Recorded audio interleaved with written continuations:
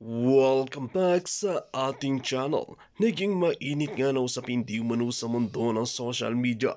Tila sobrang nga ang ginawa ng mga senador at mga pulpolitiko sa mga magulang ng nawawala ng mga anak. Dito nga natin makikita mga kaibigan na wala nga silang pakialam sa problema ng bansang Pilipinas dahil di umano harap-harapang sinabi ng mga pulpolitiko na ganib sa kapangyarihan na wala silang pakialam sa mga nawawalan ng anak dahil hindi nga raw sila hanapan ng mga nawawala. Dito nga natin makikita na ano nga ba talaga ang ginagawa ng ating pamahalaan ngayon. Tila wala na nga ba talagang pag-asa at mukhang pera na lang sila dahil hindi na sila nakikialam sa problema ng bansang Pilipinas at talagang wala na silang paki sa mga batang nawawala.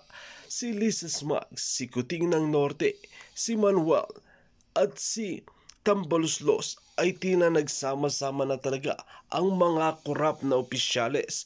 Dito nga natin makikita mga kaibigan na talagang hindi na sila makikialam sa problema ng bansang Pilipinas.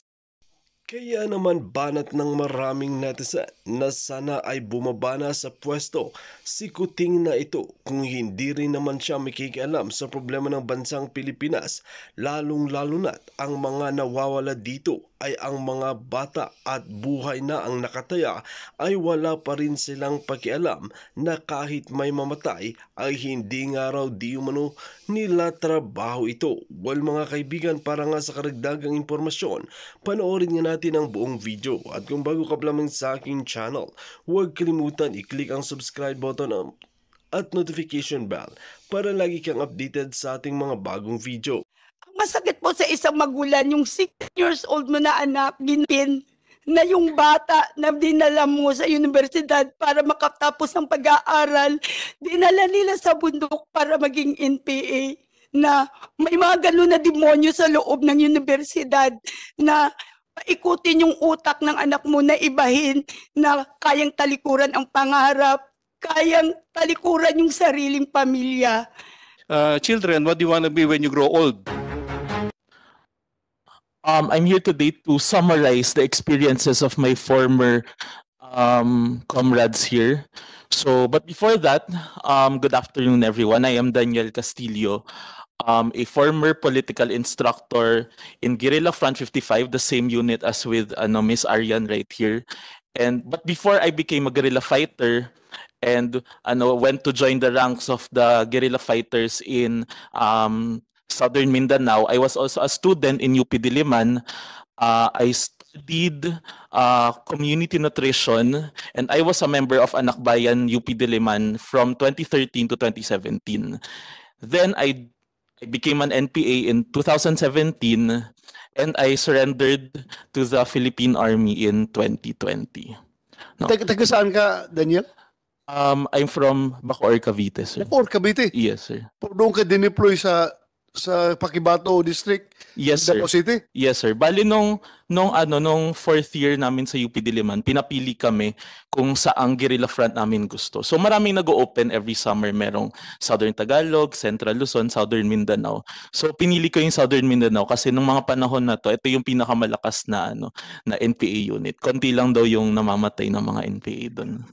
Yes, sir. Dahil malakas talaga doon. Yes. Mas marami silang napapatay na sundalo, police doon kaysa NPA. Pero ngayon, wala, ubos na. Yes, sir. Hindi nag-surrender ka. Kung hindi ka nag-surrender, baka patay ka na rin ngayon.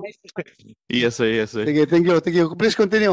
If given a chance, I will also share my experiences, pero probably next time. But right now, what is important is that we summarize the experiences of my former comrades here. Because as you have already noticed, there is a pattern, a recurring pattern. And that only proves that the radicalization of the CPP is a science. It's a systematic process that aims to produce the fiercest NPA cadres out of idealist students. So according to Joma Sison himself, the youth have always played a crucial role in Filipino people's struggle. No, may kita natin sa kasaysayan na karamihan ng mga leader ng armadang pakikibaka mula sa Katipunan, no, mula sa Hukbalahap hanggang sa NPA, no, ay mga no, young men and women in their late teens to their early 20s, even my former comrades here, no, kahit hindi nakabataan yung iba, pero nung nagsimula sila, no, mga kabataan din naman sila, no. A predominant force, no, nung peak ng student movement, no, nung first quarter storm, as earlier stated in the history of the CPP, yung Diliman Commune against the martial law, no, and other recent uprisings, no, against different regimes, administration ng Philippine government. So sabi din ni Joma, sabi niya mismo, the armed revolutionary movement and the legal democratic movement can only succeed when they attract the young men and women in great numbers. So hindi natin mapagkakaila na si Joma na mismo ang nagsabi na ang target para mapasigla ang kilusan ay ang mga bata, young men and women, no? And avail of their resoluteness, their fearless dedication, their militancy, and their irrepressible vigor. So in its very essence, the radicalization process can be divided into 3 phases: arouse, organize, and mobilize. These phases, while entirely distinct, no, from each other, are not entirely separate. No, with each and every phase, there's a possibility of overlapping from each other. For example, when we say arouse, yun yung mga issues, no, binibigyan tayo ng edukasyon. When we say organize, sasali tayo sa organization. When we say mobilize, ito na yung mga rally.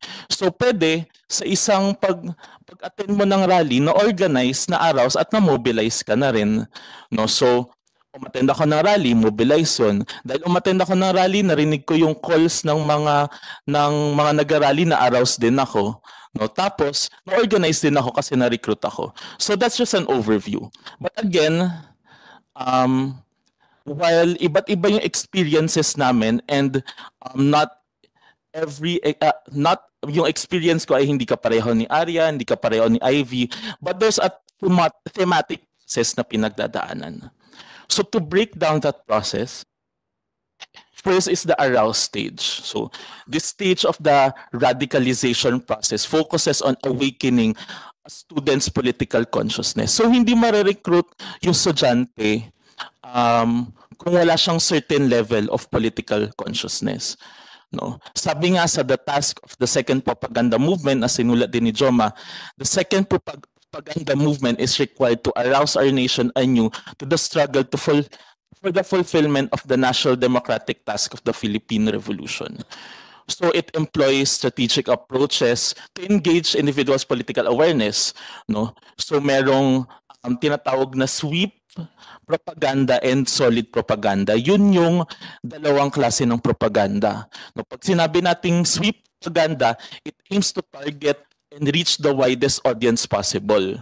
So this type of propaganda focuses on discussing issues na malapit sa puso ng masa. For example, sa mga schools, kadalasan na nare-recruit yung mga estudyante dahil sa usapin ng tuition, dahil sa usapin ng other school fees, dahil sa usapin ng stringent policies and student code, budget cut, ang presyo ng bilihin at iba pa, na ito yung ine-exploit ngayon ng CPP o ng CTG para mapukaw o mapik yung interest ng mga estudyante. Now, these issues does not necessarily require a communist ideology to analyze them.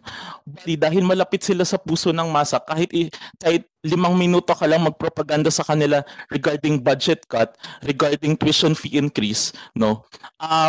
Mako-convince talaga sila doon sa adhikain, quote-unquote adhikain ng mga grupong ito. So methods employed in sweep propaganda include room-to-room discussions. So kami, nung nasa UP ako, no, doon din ako sa eskwelahan. For example, wala akong klase from 1 p.m. to 2 p.m. Mag-room to room ako. Ang gagawin ko, papasok ako sa sa mga klase ng mga professors, kakatok ko doon, hingi ako ng 5 minutes sa professor, magdi-discuss lang ng mga issues na to. Pwede rin. Umayag rin ng mga professors na makialam ka sa classroom nila. Okay lang sila. Well, yes sir. Kasi syempre yung mga aktivista na katulad ko, mga bata, makukulit din kami. Hindi talaga namin sila titigilan kung hindi kami papasukin ng classroom. Minsan nakikipagdebate pa kami sa professor, no? Minsan inaaway pa kami. Inaaway din namin sila. No? Pero dati yun, mabait na po ako ngayon. So, meron ding mga org-to-org discussion. So sa mga tambayan ng mga organizations, pupunta din kami doon, dinadalaw namin sila. No, para doon kami mag-discuss, mag-organize. On the other hand, meron ding tinatawag na solid propaganda. Ito yung in-depth educational discussions lasting approximately half a day. More known as the Pambansang Demokratikong Paaralan o PADEPA. No? So ito yung pundasyon ng Marxist-Leninist Maoist ideology na siyang dahilan kung bakit naiengganyo yung karamihan ng mga individual to deepen their engagement with the movement. So lahat ng mga kasama ko dito, bago sila naging miyembro ng mass organization or habang miyembro sila ng mass organization, pinapalalim ng mga recruiter nila yung ideolohiya nila sa pamamagitan ng pagbibigay ng PADEPA. So yung PADEPA, yung MKLRP na sinulat ni Joma, ESCOM, Araling Aktivista, lahat yun nakasaad at nakasulat sa polisiya ng partido sa pag-recruit ng mga kabataan. No? So these are conducted either in schools, kung saan maraming estudyante, o kahit pa sa mga urban poor communities na marami ding kabataan na out of school. Pero recently, next slide, no, gumagamit na rin ng iba't ibang pamamaraan yung CPP para maabot niya yung pinakamalawak na audience niya sa kanyang propaganda. So, they also innovate their methods. They make use of their technology, the internet, in order to espouse communist propaganda. So meron na din sa social media, no? Lahat ng mga issues ginagawa nila ng statement. That's part of their sweep propaganda. At meron din, nag-upload sila mismo, pwede nating i-check, padepa.org, cpp.ph, merong mga statements, mga documents ni Joma, no, mga basic party courses na nandun mismo, na naka-upload sa internet natin. So, definitely, nag-evolve din sila sa kanilang mga proseso. Lastly, organize. So during this phase, the individual is encouraged to join a national democratic organizations. So yung mga kasama ko, nabanggit nila, member sila ng Anak Bayan, member sila ng LFS, Gabriela Youth, Alay Sining. No, these are the national democratic organizations. Ang common denominator nila is that these organizations market themselves as champions of democratic rights of the different sectors of society. No? So Anak Bayan, pinaglalaban daw niya yung mga karapatan ng mga estudyante, ng batayang masa, LFS the same, Gabriel Youth, mga kabataang kababaihan, etc. However, no, hindi lang sa mga ganitong mass organizations kumikilos yung CPP. So meron din sa mga legal traditional organizations, academic orgs, regional organizations, religious organizations, tinatry nilang i-infiltrate tayuan ng mga party groups. No, they also penetrate fraternities and sororities. No, napakaraming mga NPA leaders na galing din sa mga fraternities. No, ang media na infiltrate nila. Definitely meron ding mga party members doon, sir. Pero I'm not entirely sure of the particularities of that one, sir, because hindi po ako kumilos sa media sector, sir. Thank you. Even student councils, no, katulad ni Kate Raka na nasa College of Education Student Council, and school publications. So yung mga school publications, nagiging boses to ng CPP mismo sa kanilang eskwelahan. Sabi nga ng CPP sa 64th anniversary ng Kabataang Makabayan, utilize campus publications as vehicles for revolutionary propaganda. No? So napakaklaro na gustong i-exploit ng CPP yung campus publications, no, para sa kanilang propaganda. So Additionally, the organized phase also include members of the organizations being recruited into Kabataang Makabayan. So for example, si Arian from Gabriela Youth, naging Kabataang Makabayan. Si Amihan from Anak Bayan, naging Kabataang Makabayan. SCMP, naging Kabataang Makabayan. Lakbay CV, naging Kabataang Makabayan. So, kahit pa iba-iba yung pangalan ng mga organisasyon, pero yung underground core group na nagpapatakbo sa kanila ay Kabataang Makabayan. At ang Kabataang Makabayan, alam natin, ay isa sa mga ng National Democratic Front. At bago pa magkaroon ng Communist Party of the Philippines, pinanguluhan at tinayunan ni Joma Sison ang Kabataang Makabayan. No? Sabi nga ng CPP, no, again, hundreds and thousands of urban and rural activists must be recruited. Sila na po mismo yung nagsabi na ang kanilang goal ay mag-recruit ang mga aktivista. No? So, from mass organizations to Kabataang Makabayan, from Kabataang Makabayan to candidate members of the Communist Party of the Philippines naman. That is the policy. No? So lastly, mobilize. No? Sa Youth on the March article na sinulat ni Joma Sison, minention niya kung paano niya nakikita yung pagkilos ng kabataan once they have undergone the process arousal and organization. Sabi nga, isang quote doon, to rebel is justified. Yun yung goal ng CPP na maging slogan ng kabataan. So the mobilized phase is the students' direct participation in activities that support the armed struggle, either politically, logistically, or financially. Meaning, after reaching a certain level of consciousness, no, kino-commit na nila yung sarili nila into serving the movement in any way that is, na kaya nila. No? So, the most common being politically supporting the movement. So, paano yung political support na sinasabi? Ito yung pagsali ng mga rallies, ito yung pagsali ng mga mass movements regarding certain issues. No? Sabi ulit ng CPP, students and youth must undertake mass action process and in the streets in order to advance their struggles against budget cuts in state colleges and universities and other social needs. So, napakaklaro sa propaganda line ng CPP, no, yung marching order niya na ang mga kabataan dapat magkaroon ng mass action sa kanilang mga eskwelahan. At ang kanilang target na issue, budget cuts, no, at iba pang social needs sa kinakaharap ng mga estudyante.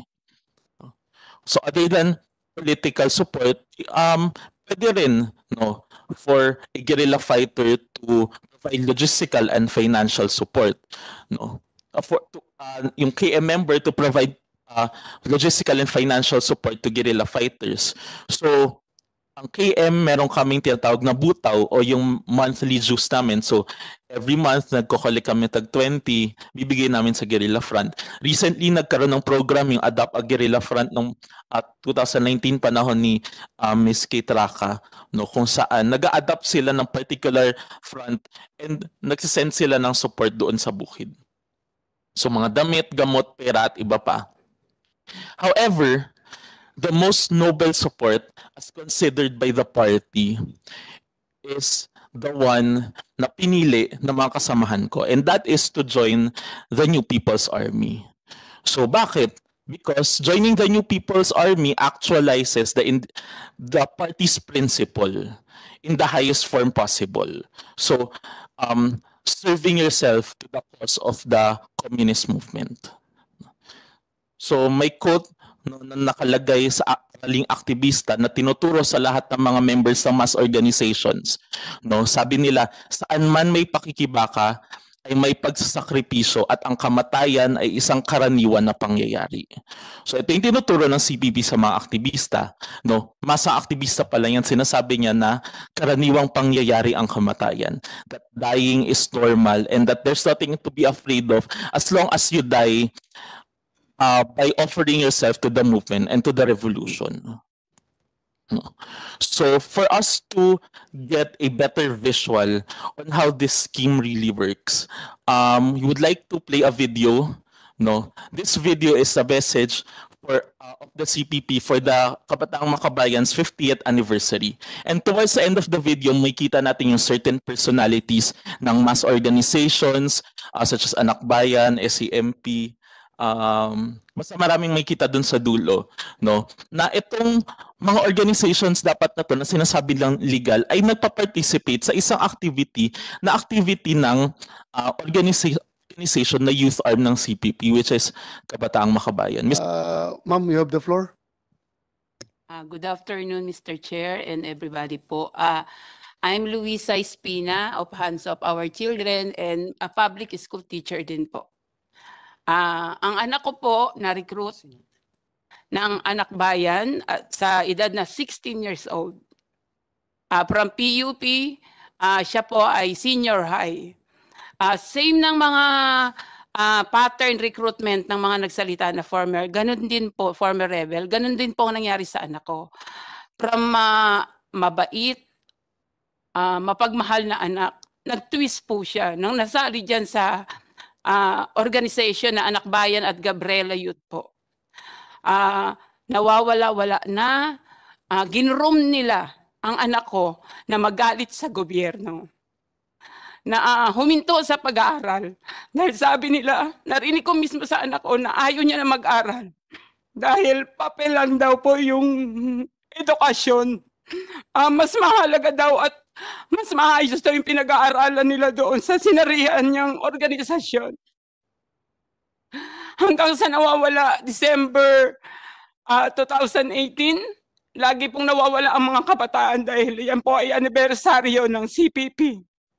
Inakyat ang anak ko sa Davao, sa Mindanao po, bilang NPA.